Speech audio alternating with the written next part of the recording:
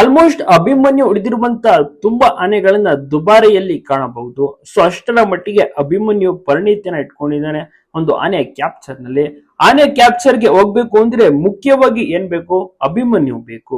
ಅಭಿಮನ್ಯು ಇಲ್ಲ ಅಂದ್ರೆ ಯಾವ ಒಂದು ಕೆಲಸವೂ ಕೂಡ ನಡೆಯಲ್ಲ. ಒಂದ್ ವೇಳೆ ಅಭಿಮನ್ಯು ಇದ್ರೆ ಎಲ್ಲಾ ಕೆಲಸವೂ ಕೂಡ ತರಗತಾನೆ ನಡ್ಕೊಂಡು ಹೋಗುತ್ತೆ. ಅಭಿಮನ್ಯು ಹಿಂದೆ ಸಾಕಷ್ಟು ಜನ ಕೆಲಸ ಮಾಡ್ತಾರೆ.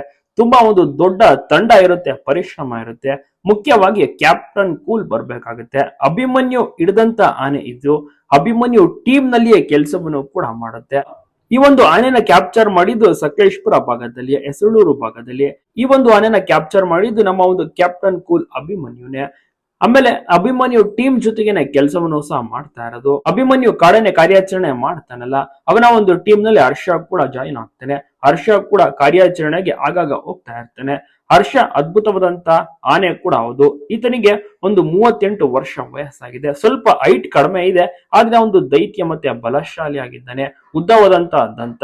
ಈತನನ್ನ ನೋಡ್ಬೇಕು ಅಂದ್ರೆ ದುಬಾರಿಗೆ ಹೋಗ್ಬೇಕು. ದುಬಾರಿಯಲ್ಲಿ ಈತ ಕಾಣ ಸಿಗ್ತಾನೆ. ನಿತ್ಯ 2 ಬಾರಿ ಸ್ನಾನ ಇರುತ್ತೆ, ಬೆಳಗ್ಗೆ ಮತ್ತೆ ಸಂಜೆ.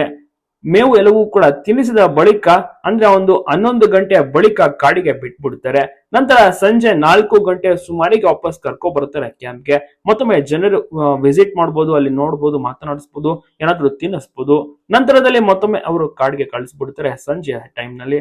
ಸೊ ಈ ರೀತಿಯ ಒಂದು ದಿನಚರಿ ಒಂದು